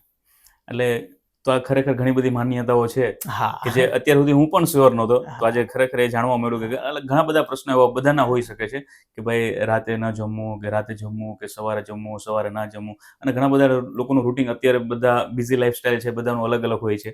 ઘણા લોકોને બપોરે સમય ના મળતો હોય, ઘણા લોકો છે તો રાતે એકદમ એક્ઝેક્ટલી કે ભાઈ આરામથી મસ્ત ઘરે જઈને જમશું. તો બધા પ્રશ્નો હોય છે. કંઈ વાંધો નહીં, આપણે આગળ હજી ચર્ચાઓ કરીએ. ઘણા બધા પ્રશ્નો છે સર હજી. તો કયા પ્રકારની ડાયટ કરવાની લોકોને તમે સલાહ આપશો? ડાયટ તો કરવાનું જ નથી હોતું, લાઈફસ્ટાઈલ ફોલો કરવાની છે. એક્ઝેક્ટલી સર, પાછો એક એમાં ક્વેશ્ચન ખરેખર હજુ એવું છે કે ડાયટ એક્ઝેક્ટલી કોઈને ખબર નથી. ડાયટ એટલે શું? હા, એટલે આમાં એવું છે કે ડાયટ વસ્તુ એવી લોકોએ કન્ફ્યુઝન કર્યું છે કે આમાં 2+2 4 નથી. આજે ન્યુટ્રિશનની દુનિયામાં તમે જુઓ તો કોઈ ફિક્સ ગવર્મેન્ટ બી રૂલ નથી. યુએસની ગાઈડલાઈન અલગ છે જમવાની, ઇન્ડિયાની અલગ છે, ચાઇના વાળાની એકદમ અલગ છે. ઘણા લોકો રિલિજનના લીધે અલગ વસ્તુ ખાય છે, ઘણા લોકો એરિયા વાઇઝ અલગ વસ્તુ ખાય છે. એટલે આમાં કોઈ ફિક્સ નથી કે આ જ સાચું કે આ ખોટું. તો ડાયટ એકચ્યુઅલી આપણે કરવાનું નથી, માણસની લાઈફસ્ટાઈલને સમજવાની છે. એક જ વસ્તુ, move, eat, fast and rest. આ માણસની લાઈફસ્ટાઈલ છે. એક ઘોડાની એક લાઈફસ્ટાઈલ છે, એક શેરની લાઈફસ્ટાઈલ છે, એક મંકીની લાઈફસ્ટાઈલ છે, એવી એક ઇન્સાનની લાઈફસ્ટાઈલ છે. પેલા તો 4 વસ્તુ કરવાની છે, move, eat, fast and rest. હવે સર, તો 80% લોકોને વજન ઘટાડવા માટે કંઈક એવું સજેસ્ટ કરી દો કે જે બધા માટે બેટર હોઈ શકે ડાયટ. હા, એટલે વજન ઘટાડવા માટેનું ડાયટ પ્લાન અગર આપણે વાત કરીએ, જે હાઉસવાઈફ હોય, બિઝનેસમેન હોય, જોબ કરતો હોય, સીએ હોય, પ્રોફેશનલ હોય, સ્ટુડન્ટ હોય, બધાને લાગુ પડે તો એક આવું કહી શકાય કે સવારમાં કાં તો રાત્રે આ બેમાંથી તમારે પહેલાં તો જમવાનું સ્કીપ કરવાનું છે. તો માની લો તમે સવારમાં સ્કીપ કરો છો, માની લો તમે સવારમાં 10 વાગે જમો છો, સવારનું 8 વાગ્યાનું નથી જમતા, તો 10 વાગે તમે લો કાર્બોહાઈડ્રેટ ખાવાનું, જેમ કે ઘઉંનો હોય, જેમ કે પોહા, ઇડલી, ઉપમા, પછી બોઇલ મૂંગ, બોઇલ ચના, રાજમા, ઓટ્સ, આ બધી વસ્તુ છે જે તમે લઈ શકો. અને વધારે સેલેડ્સ, ઓકે, સેલેડ્સ વધારે. તો તમે 10 વાગે આવું કંઈક ખાઈ લીધું, પછી ચા કોફી તમે લઈ શકો વિધાઉટ શુગર. તો આ બધા જે ખાવાનું હું બોલ્યો એમાં ક્યાંય ઘઉં નથી, ક્યાંય તળેલું નથી, અને ક્યાંય ખાંડ નથી, જેટલું બી બોલ્યો. પછી વેજીટેબલ જ્યુસ એડ કરી શકો સવારમાં લેવું હોય તો. પછી બહુ બધા છાશ લઈ શકો, દહીં લઈ શકો, બદામ, અખરોટ, પીનટ્સ, આ બધું તમે સવારમાં લઈ શકો. પછી લંચ અને ડિનર ઓલમોસ્ટ તમારું સિમિલર હોવું જોઈએ, કાઇન્ડ ઓફ આ ટાઈપનું. હવે તમે 1-2 વાગે કદાચ જમો છો તો તમારે 40% વેજીટેબલ સલાડ્સ, કાકડી, ટમાટર, ગાજર, મૂલી, બ્રોકલી, જે તમને વેજીટેબલ ભાવે એ. વેજીટેબલ્સને ખાવાના 2-3 તરીકા છે. કાં તો સૂપ બનાવીને ખાઈ લો, કાં તો કાચું ખાઈ લો, કાં તો ઘીમાં સોતે કરીને ખાઈ લો, કાં તો કાંઈ એવું ન ભાવે તો મશીનમાં બ્લેન્ડ કરીને પી લો. બરાબર છે. તો આ 40% 50% તમારે વેજીટેબલ સલાડ્સ ખાવાનું છે, કારણ કે તમે એક્સરસાઇઝ વધારે નથી કરતા. હવે તમે એક્સરસાઇઝ વધારે કરો છો તો તમે કાર્બ્સ થોડુંક વધારે ખાઈ શકો. તો તમારે ખાવાની શરૂઆત થઈ આનાથી, સલાડથી. પછી તમે 20-30% પ્રોટીન ફૂડ ખાઓ. પ્રોટીનમાં ચણા, મગ, દાળ, પનીર, એગ્સ, નોન વેજીટેરિયન માટે તો બધા ઓપ્શન્સ છે. તો આ બધું તમારું 20-30% પ્રોટીન થઈ ગયું. પછી તમે અનાજ ખાઓ, એમાં જુવાર, રાઈસ, રાગી, નાચની, મકાઈ, જે બી તમારે અનાજ ખાવું હોય. ઘઉં અવોઇડ કરો. ઘઉં અને ખાંડ અવોઇડ કરવાનો મતલબ એવું નથી કે તમારે આજીવન અવોઇડ કરવાનું. બરાબર છે. અઠવાડિયામાં એકવાર ખાઓ. આપણી બોડી એવી બનેલી છે જે કોઈ બી વસ્તુને ઝહેર હોય ને એને બી ડિટોક્સ કરી શકે, એવી બોડી બનેલી છે. આજે આપણે કોઈ બી કચરો ખાઈએ છીએ તો બી ડિટોક્સ તો થઈ જ જાય છે. તો અઠવાડિયે એકવાર ખાઓ તો કોઈ વાંધો નથી, પણ ઘઉં, ખાંડ અને ઓઇલ, આ કચરો છે બોડીનો, એને મિનિમમ ખાઓ. એટલે તમે જનરલી આપણે આ નહીં ખાઈએ, એટલે 20% તમારું આ થઈ ગયું. 10% જે છેલ્લે વધ્યું એમાં દહીં, છાશ, પછી ખાધા પછી તમે અળસી લઈ શકો ફૂંક મુખવાસ માટે, પછી બદામના 2 ટુકડા લઈ શકો, કાજુ લઈ શકો. પછી સ્વીટની ક્રેવિંગ આવે તો ખજૂર થોડુંક, કાં તો કિસમિસ લઈ શકો. આ થઈ ગયું તમારું રાતનું, સોરી, આ થઈ ગયું તમારું બપોરનું. હવે ડિનરમાં બી સેમ સૂપ લઈ લો. પછી ડિનરમાં કોશિશ કરો ઓછા કાર્બોહાઈડ્રેટ ખાઓ, અનાજ એકદમ બંધ કરી દો. તો રાત્રે મૂંગના ચીલા, પનીર સોતે, નોનવેજ હોય તો નોનવેજની કોઈ વેરાયટીઝ, સલાડ્સ વધારે, અને આવી રીતે તમારું થઈ ગયું ડિનર. એટલે આ તમારું 3 ટાઈમ જમવાનું થયું. હવે તમારે રાતનું ખાવું નથી, સવારમાં વહેલા ખાવું છે તો રાતનું સ્કીપ કરો. આ તમારું 3 મીલ થઈ ગયું, જે બહુ હેલ્ધી છે. સ્લોલી બોય બી લોકો કરી શકે, ભૂખ્યું રહેવાની કોઈ જરૂર નથી. વધારે ભૂખ લાગે છે તો વધારે સેલેડ્સ થોડુંક ખાઈ લો. બરાબર છે. તો આ ટૂંકમાં 80% આપણે એવું કહી શકીએ કે આ બધા માટે કામ થઈ જશે. અને 80%, હા. વજન તમારે આખરીનું બેલી ફેટ કાઢવું છે તો થોડી સ્ટ્રેટેજી અલગ હશે, પણ આ નોર્મલથી આનાથી બી તમારું ઉપરનું વેઇટ લોસ થઈ જશે. બરાબર, જેથી કરીને આપણે ફિટ દેખાય. હા, ફિટ દેખાય. Yes, exactly. તો ખરેખર બહુ સારો એવો ડાયટ પ્લાન સરે કીધો છે, તો આ અપનાવવા જેવો છે અને એ રૂટિનમાં લાવવા જેવો છે. કેમ કે જો ફિટ રહેવું છે તો ઓકે. ચલો સર, આગળ વધીએ આપણે. તો એક એવો પ્રશ્ન છે કે માર્કેટમાં મળતા વજન ઘટાડવા માટેના પ્રોડક્ટ્સ, સપ્લિમેન્ટ, પાવડર જે કહેવાય છે, ટેબ્લેટ વગેરે, એ પછી સ્કેમ છે કે જરૂરી છે? એટલે આમાં એવું કહી શકાય કે જેટલી બી પ્રોડક્ટ મળે છે માર્કેટમાં, અત્યાર સુધીમાં કોઈ ઇન્જેક્શન્સ, કોઈ દવા, કોઈ પાવડર કે કોઈ વસ્તુ આવી નથી જે માણસનું ફેટ લોસ કરી શકે, કોઈ બી નહીં. ઓકે. જેટલી બી સપ્લિમેન્ટ છે, જેટલી બી ટ્રીટમેન્ટ ચાલે છે, એ બધી જ કામ કરે છે 10%. 90% તમારું ડાયટ છે. જો અગર આ કામ કરતી હોતે તો ભારતમાં લોકો પાસે પૈસાની કમી નથી. આરામથી એ પૈસા આપીને પોતાનું વેઇટ લોસ, ફેટ લોસ, તો અમારે જીવવાની બી જરૂર નહીં પડે, આ પોડકાસ્ટની જરૂર નહીં પડશે. આ લોકો પૈસા આપીને વેઇટ લોસ કરી શકે, ક્યાં એવું નથી. એ કામ કરે છે, થોડુંક તમારું મેટાબોલિઝમને બૂસ્ટ કરવાની કોશિશ કરે, પણ તમે ફેટ લોસ પ્રોડક્ટ્સ ખાવ છો હજારો રૂપિયાની, અને રાત્રે પછી અનાપ શનાપ ખાવ છો, રોટલી ખાવ છો, ઘઉં ખાવ છો, પછી ખાંડ ખાવ છો, મીઠાઈઓ ખાવ છો, તો પ્રોડક્ટ્સ કોઈ કામ નહીં કરે. એટલે પ્રોડક્ટ્સ કામ કરે છે, પણ લાઇફસ્ટાઇલ મોડિફિકેશન પહેલું સ્ટેપ, જો આ નહીં હોય તો આ બી કામ કરવાનું બિલકુલ નથી. બરાબર છે, એક્ઝેક્ટલી. અને સર, પ્રશ્ન એવો છે કે પાચન શક્તિને મજબૂત રાખવા માટે શું કરવું જોઈએ? પાચન શક્તિ હેલ્ધી રહેવા માટે બહુ ઇમ્પોર્ટન્ટ છે. એટલે પાચન શક્તિમાં સૌથી પહેલાં મોર્નિંગની વાત કરીએ તો સવારમાં 2 ગ્લાસ ઉઠ્યા પછી તરત જ નૈણા કોઠે, એટલે કહેવાય કે બ્રશ કર્યા વગર પહેલાં 2 ગ્લાસ વોર્મ વોટર પીવો, જેનાથી તમારો રાતનો જે છે સલાઈવા છે આપણી, એ બધી અંદર જાય અને એક બહુ ક્લિન્ઝિંગ થાય. બીજું કે મેદો તો અવોઇડ જ કરવાનો છે બિલકુલ બી. અને જેને પાચન ની તકલીફ હોય એ લોકો અગર પોસિબલ હોય તો એ લોકોને સ્પાઇસી ફૂડ બી થોડાક અવોઇડ કરવાના છે. અને પાચન શક્તિ માટે બનાના ખાઈ શકો, બહુ બેસ્ટ ફૂડ છે. દહીં એડ કરી શકો પ્રોબેક્ટેરિયા માટે. પછી પ્રીબેક્ટેરિયા માટે આચાર એડ કરી શકો. કોઈ ફર્મેન્ટેડ ફૂડ તમે એડ કરી શકો. અને આથાવાળું થોડુંક અવોઇડ કરો પાચન શક્તિ માટે. અને વજ્રાસન કરો, જેમાં પછી બેસ્ટ છે પાચન શક્તિ Yes. માટે. અને લેફ્ટ સાઈડ સૂવો, કારણ કે આપણું સ્ટમક એવી રીતે બનેલું છે કે જ્યારે તમે જમો છો તો જ્યારે લેફ્ટ સાઈડ સૂઈએ છીએ તો બધું એસિડ આપણું લેફ્ટ સાઈડ આવે છે, જેનાથી ખાવાનું ઇઝીલી પચે છે, જે આપણને બધાને વર્ષોથી ખબર છે, પણ ક્યાંક ભૂલી જઈએ છીએ. જમણી સાઈડ સૂઈએ છીએ જેમાં પછી તો એસિડ બધું નીચે જતું રહે છે અને જે જમવાનું છે એ પચતું નથી બરાબર. બરાબર છે. અને પાચન શક્તિ માટે જેમાં પછી પાણી નહીં પીવો, કમ્પ્લીટલી પાણી અવોઇડ કરો. એટલીસ્ટ અડધો કલાક 45 મિનિટ પછી આપણે લઈ શકીએ. પીવો. અને પાણી પીવાની બહુ ઈચ્છા થાય તો બટરમિલ્ક લઈ લો. બટરમિલ્કમાં બી પાણી છે, સાથે સાથે હેલ્ધી બેક્ટેરિયા છે, જેથી બેક્ટેરિયા તમારું જમવાનું પચી જાય. અને જો પાણી પીવાની બહુ જ ઈચ્છા થાય તો થોડુંક ગરમ પાણી પીવું, કારણ કે એસિડ ગરમ હોય છે. Yes. ઠંડુ પાણી પીવો છો તો પાચન શક્તિમાં ફૂલ ઓન તકલીફ આવવાની છે. પેકેજ ફૂડ અવોઇડ કરો પાચન શક્તિ માટે. આજે જનરલી બેઝિક વસ્તુ છે જે આપણે બધાને ખબર હોવી જોઈએ. ઓકે સર, ઓકે, પાચન શક્તિની તમે બહુ સરસ મજાની વાત કરી. હવે રેગ્યુલર અત્યારે એક તો ગરમીની સિઝન ચાલે છે અને ઘણા બધા લોકોની આદત, જેમાં એક મારી બી હતી. આઈ થિંક ઘણા સમય પહેલા હું પાણી પીવું ને તો એવું એકદમ ફૂલ ચિલ્ડ, કે જે એના વગર મને મજા જ નહીં આવે એમ. પણ થોડા તમારા જેવા ગુરુઓનું જ્ઞાન લીધા પછી થોડી સમજણ પડી અને મેં એને છેલ્લા 8 વર્ષથી એવોર્ડ કરી દીધું છે. પણ ઘણા બધા લોકો માટે આ બધી વસ્તુઓ તકલીફવાળી હોય છે. તો ખરેખર ઠંડુ પાણી આપણા શરીર માટે સારું છે કે ખરાબ? એટલે આ બહુ મોટી સરસ વાત કરી છે. ઠંડુ પાણી બે લોકો માટે બહુ જ ખરાબ, જે એક તો ગળાની તકલીફ હોય એના માટે યસ. અને જેને પાચન શક્તિની તકલીફ હોય એના માટે. બાકી ઠંડુ પાણીથી વજન ક્યારેય વધતું નથી. ઠંડુ પાણી લેવું હોય તો તમે લઈ શકો છો. તમને ગળાની અને પાચન શક્તિની પ્રોબ્લેમ નહીં હોવી જોઈએ. બરાબર. અને જો તમને આ બે પ્રોબ્લેમ હોય તો ઠંડુ પાણી અવોઇડ કરો. પાણીથી ક્યારેય વજન વધવાનું નથી. હું બી ઠંડુ પાણી પીઉં છું, પણ જ્યારે મને બોલવાનું બહુ હોય ગળાનું, ત્યારે હું ઠંડુ પાણી કમ્પ્લીટલી અવોઇડ કરું છું. અને જ્યારે તમને કોન્સ્ટિપેશન લાગે છે, બ્લોટિંગ ફીલ થાય છે, ત્યારે ઠંડુ પાણી કમ્પ્લીટલી અવોઇડ કરો. બાકી તમે ઠંડુ પાણી રેગ્યુલર લઈ શકો છો. ઓકે, બરાબર છે. ઓકે સર, ડાયાબિટીસને રસોડાથી કેવી રીતે કંટ્રોલ કરી શકાય? ડાયાબિટીસ સૌથી પહેલાં બહુ ઇમ્પોર્ટન્ટ વસ્તુ છે કે આરામથી કંટ્રોલ કરી શકાય એવી બીમારી છે. અમે તો બહુ બધા ક્લાયન્ટની કંટ્રોલ કરી છે. ડાયાબિટીસ છેલ્લા 100 વર્ષમાં આવી છે. પહેલાં ડાયાબિટીસ નામની વસ્તુ હતી નહીં. અને અત્યારે બહુ ફેશન બની ગઈ છે ધીરે ધીરે રેગ્યુલર. ઇન્ડિયામાં 8.5 કરોડ લોકોને ડાયાબિટીસ છે અને 8.5 કરોડ લોકો એવા છે જેને ખબર નથી ને ડાયાબિટીસ છે. ઓકે. એટલે ઓલમોસ્ટ 17 કરોડ 18 કરોડ લોકોને ડાયાબિટીસના શિકાર છે ઇન્ડિયામાં. પ્રી ડાયાબિટીક ગણો તો 25 કરોડ આસપાસ આ ડેટા હશે. અને આ ડેટાને ચેન્જ કરવામાં આવે છે. પહેલાં 5.7 HbA1c જતું હતું તો ડાયાબિટીસ કહેવાતા. હવે એ ડેટા 6 કરી દીધો છે, જેનાથી કેસીસ ઓછા સામે આવે. યસ. એટલે પણ ડાયાબિટીસ બહુ મોટી બીમારી છે અને ડેફિનેટલી એને કિચનથી કરી શકાય. પણ ડાયાબિટીસમાં એક વસ્તુ બહુ સમજવી જેવી છે, જે કોન્ટ્રોવર્શિયલ લાગશે, પણ 2 કલાક જે ખાવાનું આપણે કર્યું છે ડાયાબિટીસમાં બી, એક કેમ ડાયાબિટીસ ક્યારેય સારી નહીં કરે. દવા એ ડાયાબિટીસ મેન્ટેન માટે ઓકે છે. દવા તમારે પરમનન્ટ શરૂ રાખવી હોય તો 2 કલાકે જમવું જોઈએ. બાકી ડાયાબિટીસમાં બી ફાસ્ટિંગ કરવું જોઈએ, કાર્બોહાઈડ્રેટ ઓછા ખાવા જોઈએ.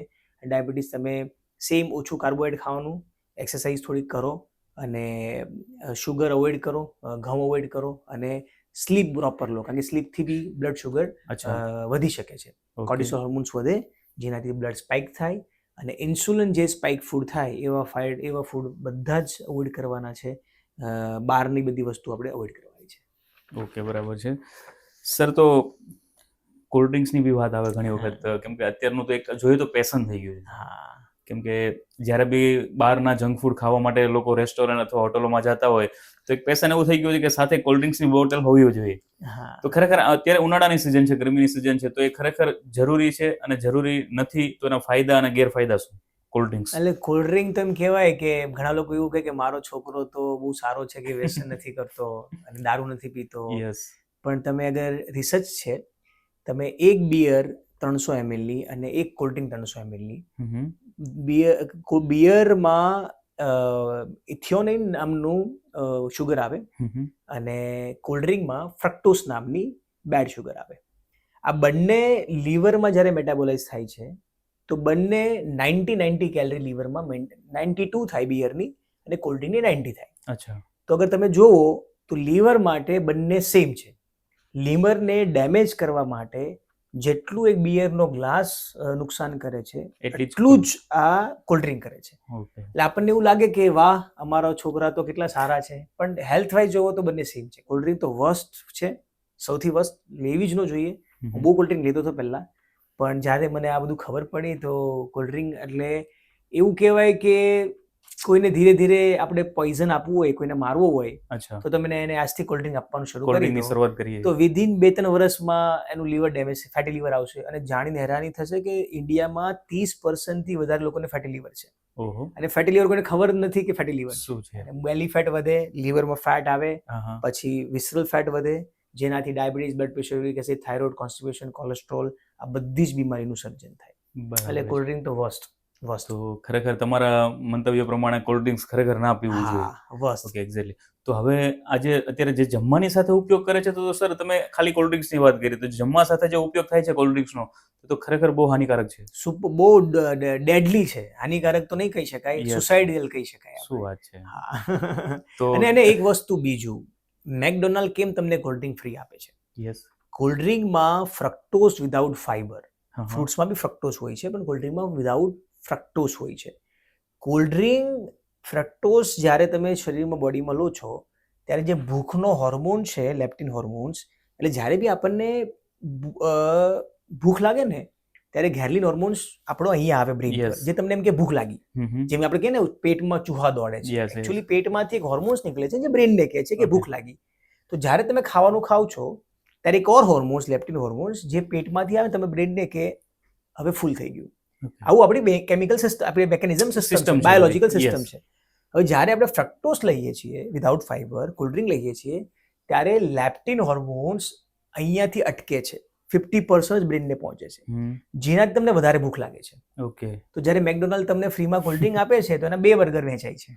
યસ કોઈ બી માણસ વિધાઉટ કોલ્ડ ડ્રિંક અગર એક બર્ગરમાં પેટ ફૂલ થઈ જતું હોય, તો જ્યારે કોલ્ડ ડ્રિંક લે છે, એટલે તમે જુઓ ખાધા પછી બી માણસ અને શેરમાં શું ફરક છે? યસ એક ભાઈએ લાયનના મોઢામાં હાથ નાખેલો, બહુ હોશિયાર હતો, અને લાયને ખાધું નહીં, માંસાહારી છે તો બી. કેમ?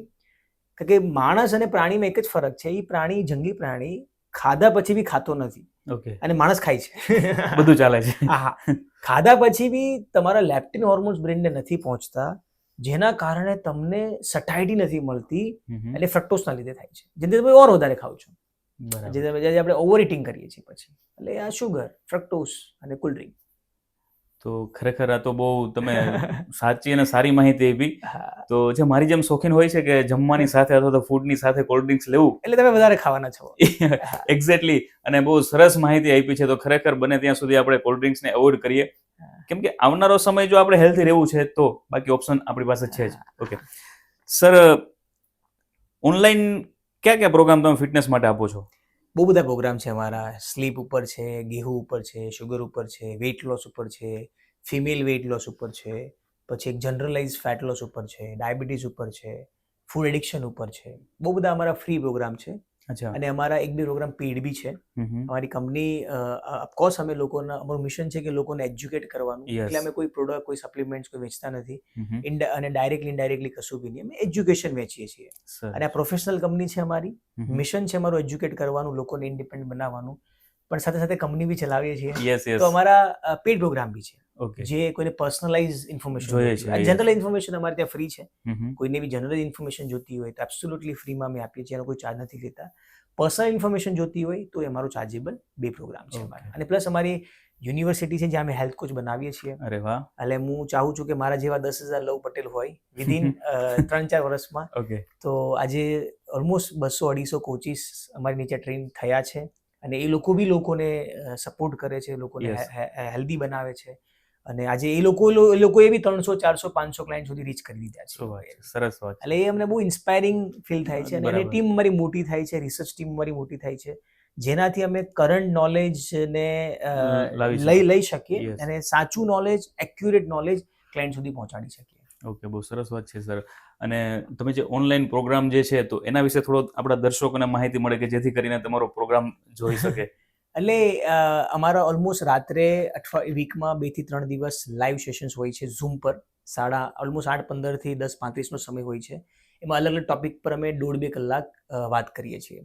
અને હરેક સેશન્સ અલગ અલગ ટાઈપનું હોય છે અને જેમાં એવરી ડે બહુ વધારે માત્રામાં લોકો આવે છે.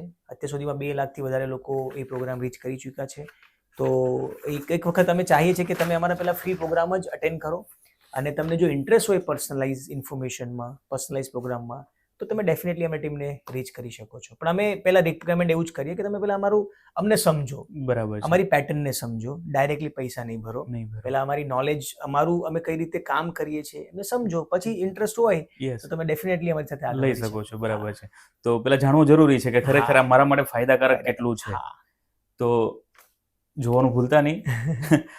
તો સર 2026, આઈ થિંક અત્યારે 2025 ચાલે છે, તો 2026નો કોઈ તમારો એવો લક્ષ્ય ખરો, ગોલ કે જે? એટલે એક ગોલ છે કે હું જનરલી ગોલ નથી બનાવતો કે પહેલાં બહુ બનાવતો, પણ બધા ગોલ અચીવ થઈ ગયા. પહેલાં મેં એવું વિચાર્યું હતું કે મને 10,000 લોકો સુધી પહોંચવું છે, તો એ થઈ ગયું. પછી મેં એવું વિચાર્યું 1 લાખ લોકો સુધી પહોંચવું છે, એ થઈ ગયું. પછી એમ થઈ ગયું કે આ 1,10,000 કંઈ થવાનું નથી, 800 કરોડ લોકો સુધી પહોંચવું છે. આવો એક ગોલ બનાવ્યો છે. હવે 800 કરોડ લોકો સુધી હું નહીં પહોંચી શકું, કારણ કે ભાષા અલગ છે, લોકોની લેંગ્વેજ અલગ છે, લોકોને કોઈ ફિમેલ કોચ ગમે, કોઈને મેલ ગમે, કોઈને એજેડ ગમે, કોઈને યંગ ગમે. તો અમે ડિસાઈડ કર્યું છે કે હું મારા જેવા 10,000, 25,000, 1 લાખ કોચિસ બનાવું, જે લોકો સાચું ઇન્ફોર્મેશન, સાચું નોલેજ, સાચું સાયન્સ લોકો સુધી પહોંચાડી શકે. તો અત્યારે એ મિશન પર અમે કામ કરી રહ્યા છીએ. તો અમારો અત્યારે ઇનિશિયલ ગોલ છે કે મારી 10,000 કોપી બનાવવી છે, જે મારા કરતાં બી સારી હોય. આજે મારા કરતાં બી સારું લીડ કરે, મારા કરતાં બી ઓથેન્ટિક હોય, એક્યુરેટ હોય અને બહુ વેલ્યુ બેઝથી કામ કરે, પોતે બહુ પૈસા કમાય, સાચી રસ્તોથી પૈસા કમાય, ઇમોશનલી, મેન્ટલી, ફિઝિકલી પોતે હેલ્ધી બને અને લોકોને હેલ્ધી બનાવે. એટલે આ એક મારો શોર્ટ ટર્મ ગોલ છે આવો, અને લોંગ ટર્મ ને શોર્ટ ટર્મ. બહુ સરસ છે sir, thank you. Sir, doctor Luv Patel છે, તો એમના કોઈ રોલ મોડલ કે જેમનાથી એમને ટૂંકમાં મહત્વનો ભાગ એમનો હોય? હા, બહુ બધા લોકો છે, બહુ બધા સાયન્ટિસ્ટ છે. હું પોતાની જાતને આજે બી પોસ્ટમેન માનું છું. અમે કોઈ રિસર્ચ કરવાવાળા તો 25 વર્ષ, 20 વર્ષ આ ફિલ્ડને આપ્યા છે. એવા બી સાયન્ટિસ્ટ છે જેણે એકને એક ટોપિક પર 25 વર્ષ રિસર્ચ કર્યું છે. તો અમે સાયન્ટિસ્ટોના બહુ બધા આભારી છીએ. સ્ટીફન ફિની, જેફ વોલેક, બેન્જામિન મેકવેન, બહુ બધા યુટ્યુબમાં બી અમે નામ આપીએ બી છીએ. યુટ્યુબમાં બી અવેલેબલ છે બુક્સ. વિલહામર સ્ટીફન્સન, બહુ બધી બુકો બી છે લોકોની. અમે શું કરીએ છીએ, જે સાયન્સ એ લોકોએ ખોજ્યું છે, જે આજે બી ખોજે છે લોકો સાયન્ટિસ્ટ, આજે બી સાયન્ટિસ્ટોને ફોલો કરીએ છીએ, એ લોકો એકચ્યુઅલ સાયન્ટિસ્ટ છે. અમે લોકો મીડિયેટર છીએ. અમારી ટીમ એક મીડિયેટર છે. એ લોકો ખોજે છે, રિસર્ચ સાયન્ટિસ્ટ છે લોકો. અમે એમને ફોલો કરીએ છીએ. અમે ખાલી બ્લાઇન્ડલી ફોલો નથી કરતા. અમે લોકો અમારી બોડી પર અપનાવીએ છીએ, અમારા ક્લાયન્ટ પર અપનાવીએ છીએ. એટલે અમે બેઝિકલી પોસ્ટમેનનું કામ કરીએ છીએ. એવો postman, smart postman. Same information નથી આપી દેતા, થોડુંક ફિલ્ટરેશન કરીએ છીએ, હિન્દીમાં લાવીએ છીએ, એક ઇઝી પ્રેઝન્ટેબલ બનાવીએ છીએ અને બધાને સુટેબલ થાય એવું થોડુંક ચેન્જીસ કરીને એ જ ઇન્ફોર્મેશન અમે લોકોને આપીએ છીએ. તો રોલ મોડલની વાત કરીએ તો બહુ બધા રોલ મોડલ છે. મારા પ્રોફેસર બી કહી શકાય, K11ના કેઝાદ કાપડિયા, અને બહુ બધા લોકો છે જેના બહુ ઉપકારી છું એ લોકોનો. એના વગર તો આ થાતે જ નહીં. અને એ લોકો નહીં હોતે તો આજે અમે હું કોઈ ઓર, હું કદાચ આના કરતાં વધારે પૈસા કમાતો હોતે બીજા ફિલ્ડમાં, પણ આવો ખુશ નહીં હોતે. એટલું પર્પઝફુલી લાઈફ નહીં જીવે, એકદમ હેપી સાથે. હા, ફુલફિલમેન્ટ સાથે. ઓકે. સર, અત્યારે હાલમાં તમે કઈ બુક વાંચતા હોય એવું? બહુ બધી બુક રેગ્યુલર, એટલે જનરલી અત્યારે ડોપામાઇન, સેરોટોનિન, કેમિકલ મેસેન્જર ઉપર બુક વાંચું છું. ધ ડોઝ ઇફેક્ટ, બહુ સારી બુક છે. એક કેમિકલ મેસેન્જર, કઈ રીતે બોડીને બાયોલોજિકલી ખુશ રહી શકીએ, એની ઉપર આખી બુક છે. અલગ અલગ ન્યુરો ટ્રાન્સમીટરની બુક છે. અને સાયન્ટિસ્ટોને બી રીડ કરું છું, પણ જનરલી રીડિંગ કરતાં મને સાંભળવાનું વધારે ગમે છે. એટલે પોડકાસ્ટ બી સાંભળું, યુટ્યુબ બી સાંભળું, યુટ્યુબ જોઉં, અને જરૂર પડે કે આ કશે સાયન્ટિસ્ટ અવેલેબલ નથી તો બુક જ એક ઓપ્શન છે. તો રિસર્ચ આર્ટિકલ બી રેગ્યુલર વાંચું છું. ઓકે, એટલે બધું માહિતી અહીંયાથી તમે લઈ શકો છો. અને હું બહુ લકી છું કે અમારી ટીમ બહુ સારી છે બેકએન્ડમાં. નિલેશભાઈ છે, પ્રિયાંશી છે, શ્રુતિ છે, બબીતાજી છે. આ બધા લોકો બી અત્યારે નવું બહુ શીખે છે. આજે મને બહુ પ્રાઉડ ફીલ કરું છું કે અમારા અમુક પ્રોફેસર યુનિવર્સિટીને મારા કરતાં વધારે જાણે છે. તો મને કોઈ તકલીફ આવે તો અમે એને પૂછીએ છીએ કે ભાઈ મને આમાં ખ્યાલ નથી આવતો, તો એ લોકો પાસે આન્સર હોય છે. એટલે બહુ સારું છે કે ટીમ બહુ સારી થઈ ગઈ છે. અત્યારે હું એકલો નથી, બધા જ લોકો આમાં રિસર્ચ કરે છે અને બધા જ લોકો નવું નવું એડવાન્સ પોતાની જાતને ડેવલપ કરે છે અને સાચું નોલેજ લોકો સુધી પહોંચાડવાનું કામ કરીએ છીએ. અને ટીમ સારી હોય તો આપણે ઘણું બધું આગળ કરી પણ હા. શકીએ, અને ટીમ વગર ઘણું બધું અધૂરું પણ રહી અધૂરું શકે થઈ છે. જાય. તો ખરેખર તમારો ટીમનો બી ખૂબ ખૂબ આભાર, હા.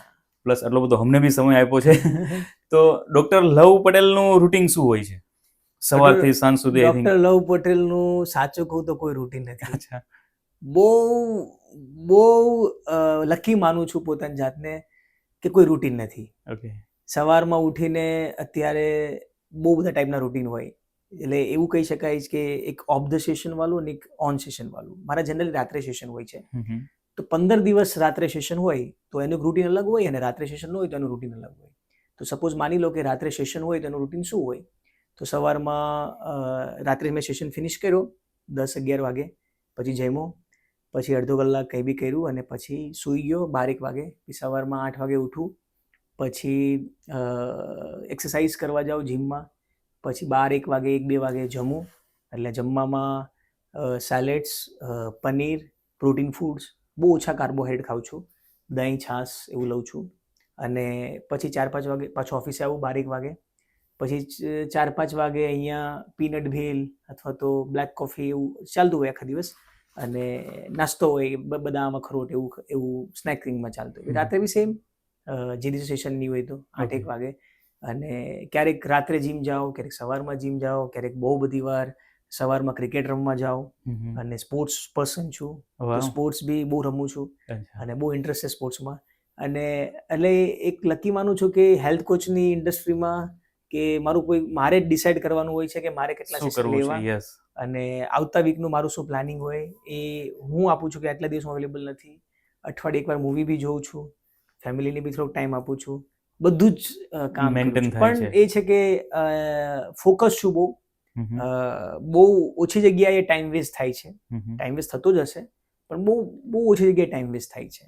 અને જ્યાં જાય છે ટાઈમ એ બહુ પ્રોડક્ટિવિટી થાય છે. બહુ બધું કામ ચાલે છે, બહુ બધા સેશન્સ હોય છે, બેકએન્ડમાં બહુ બધું લોડ છે, પણ ઉપરવાળાની દયાથી એવું કહી શકે બધું મેનેજ થઈ જાય છે. થઈ જાય છે. અને ટાઈમનું બી મેનેજમેન્ટ હોવું જરૂરી છે. હા, બહુ ટાઈમનું મેનેજમેન્ટ હોવું બહુ, એટલે તમારું એડવાન્સ અઠવાડિયા પહેલાનું પ્લાનિંગ હોવું જોઈએ, એટલીસ્ટ ભલે મહિનાનું નહીં હોય તો એક ક્લેરિટી હોવી જોઈએ કે મારે સોમથી શનિ આવતા વીકમાં શું કરવું છે. એ મને ક્લેરિટી હોય છે કે મારું નેક્સ્ટ વીકનું શું પ્લાન છે, એનું મને ડિટેલ હોય છે, એ પ્રમાણે હું સેટ કરું છું. પછી આવતા વીકનું પછી કંઈ ઓલવેઝ પ્લાન હોય છે, એટલે હર વીક એવરી વીક અલગ અલગ રૂટીન હોય છે.